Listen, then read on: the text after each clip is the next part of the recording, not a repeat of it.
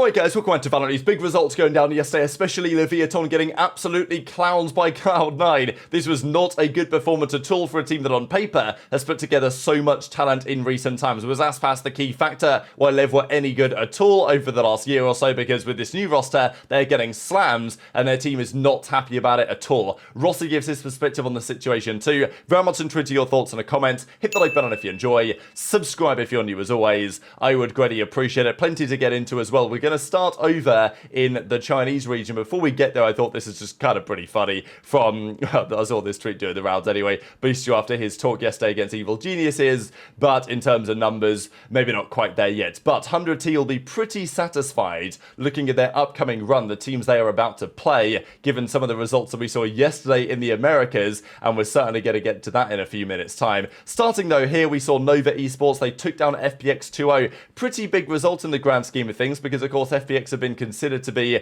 a very competitive team. I will say, Autumn needs some help, man. I think it was the Icebox, yeah. Autumn was 32 in 16 for the loss. Unfortunately for him, a 13-11 loss on the Icebox. And the next one, he didn't have a great map. He had only 10 kills on the Tejo, but you know, it was a 13-10 on the split to Nova. So, yeah, good result from Nova Esports. They advance in their group, of course. We'll see the evidence of that in a second. And then we had All Gamers getting absolutely slammed again. I mean, these guys, I mean, like, as you guys can see, the pre-match odds, there was really no doubt who was going to be winning this series, and it was the same story again. So I don't know what's going on at All Gamers, because like they have just been horrific, and it doesn't seem like anything is going to change. BLG, they've got some talent over there, you know, Whoosy especially, right? 46 and 21 for the win for him, but it was a 13-4, 13-5. It's like, you know, not even close to being close. So All Gamers go down again. The group stages over there currently look as follows. So All Gamers, they did win a map, to be fair to them, where they played Trace Esports somehow, but since then it's been obviously pretty horrific. And in the other group, Tylua 0-3. So in Group Omega, it's very clear who's going to make it to the winners bracket. It's, you know, who's going to make it to the playoffs. BLG, GLI Gaming, you know, Wolves and Trace Esports. And on the other side, it also looks kind of clear, but, you know, Dragon Ranger Gaming could still make a bit of a comeback. Of course, they're also still yet to play Tyloo as well. Edward are currently 2-1. Their upcoming games are against TEC and FPX. So, you know, two teams that are also in the mix. Edward Gaming have already got their wins against Tyloo and DRG. So, you know, we'll see how that one trends going forwards. Just quickly to note this as well, DRX did take down DFM. This was not especially competitive, unfortunately, for the Japanese fans. I know that there was some optimism this year that maybe DFM would, you know, find a way to get a little bit better, but DRX is just a bit too good right now. Obviously, the Korean teams and Korean players in general are putting on a clinic right now in Global Valorant, and the Lotus was a 13-3, Freeing went 26-6 on the Vise, and the Ascent was a bit closer. DFM had a decent run on the first half on the defense, tied it up at 6-6, and after that, it was shortly thereafter all over. So, you know, DRX move on.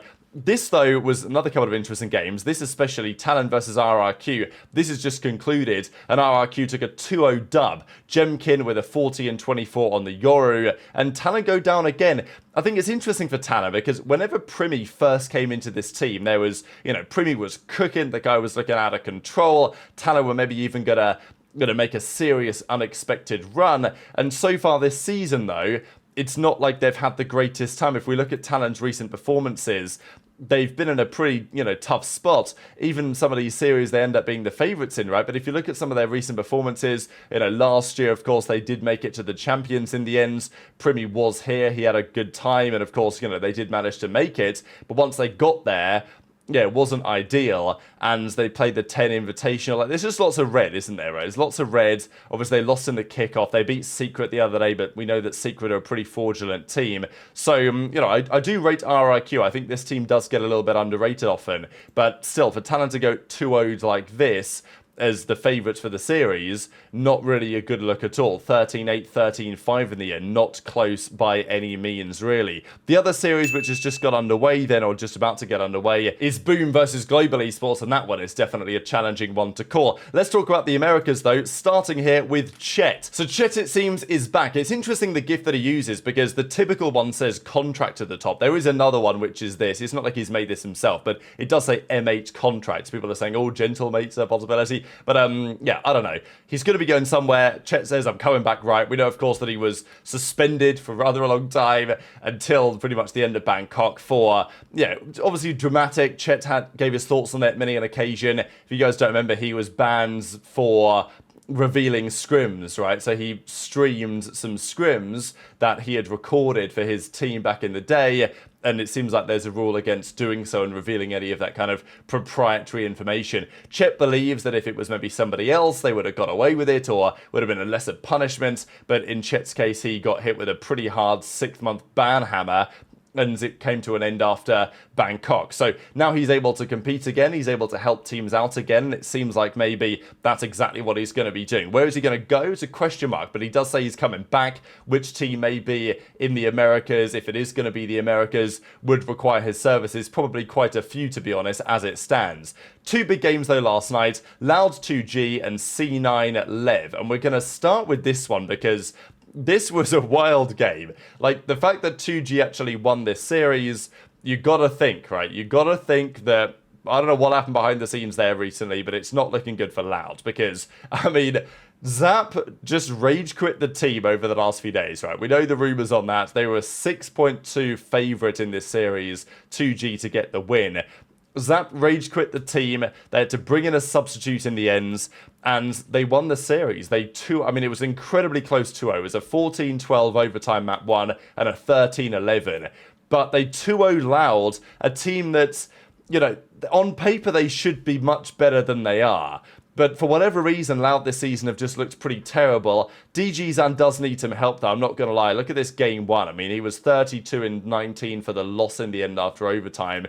Game 2, he also played okay. It was Pancada that turned up the game 2, but it still wasn't enough. Vinny, of course, in-game leading the team, not to some great recent success, and it just feels like this Loud roster from where they were a couple of years ago with the teams that they had to where they are today. It's obviously a very different story indeed. But 2G getting the win there is remarkable in the circumstances, and obviously a team like 100T will be pretty happy seeing this, but yeah, Loud, not what they used to be, and losing to 2G is almost incomprehensible, but it's kind of funny how Zap leaves, and all of a sudden maybe they're going to make a bit of a run to try and be a competitive force for the rest of this season, but I guess time will tell on that. The fortunate thing is for 100T, their next 2 games are against both of these teams, so they will feel confident that they can get a couple of wins on the board and at least secure themselves a spot in the playoffs without too much difficulty from there.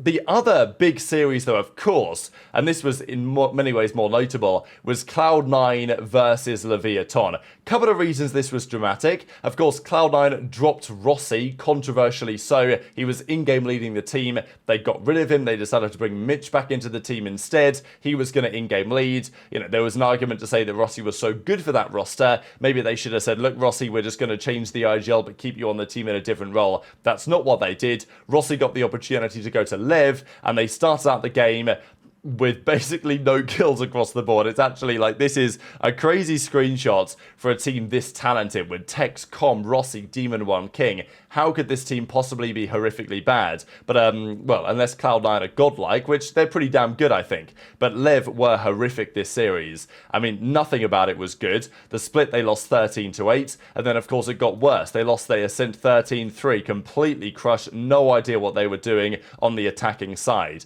So, you know, for players like Demon 1, you know, Com, world champions. Rossy, of course, joins, gets slammed. King and Tex, also incredibly talented players, but, you know, there's a difference between a talented set of players and a team.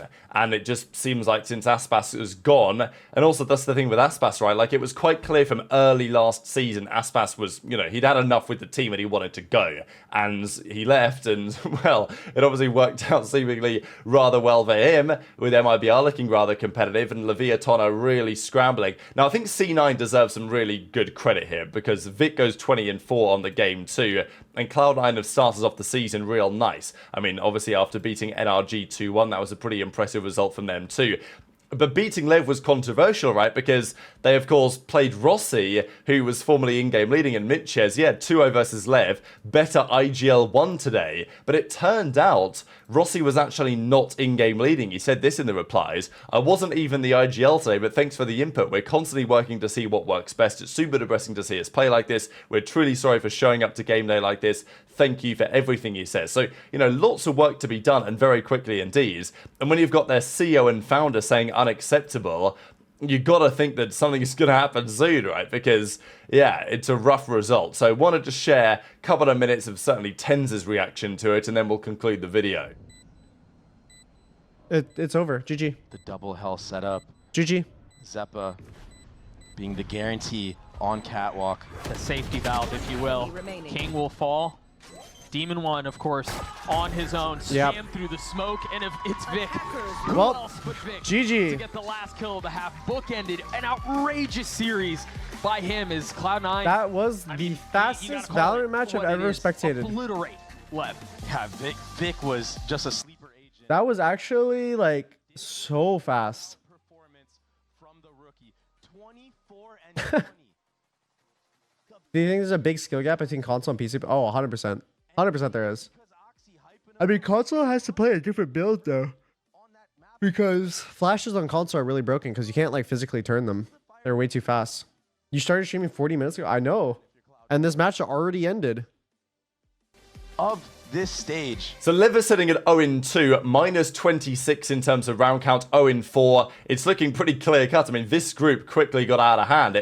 This group looked like a bit of a group of death. C9, G2, MIBR, NRG, Furia, Lev. Crazy group on paper, but it turns out that at least compared to these other top 4 teams, Furia and Lev just seem horrifically bad right now. And, so it looks like those guys are not going to be making the playoffs. And if Lev don't make the playoffs, I mean, yeah, surely that roster cannot last very long. Sentinels, after 2G's win, actually find themselves in the drop zone at 1-1. That's notable, but of course Sentinels have currently played 100T and Crew looking really good. So Sen also still have the 2G and Loud games upcoming where you'd expect them to get the job done. But yeah, very much interested to your thoughts as always in the comment section below. Hit the like button if you enjoyed, subscribe if you're new, take care, and I'll see you next time.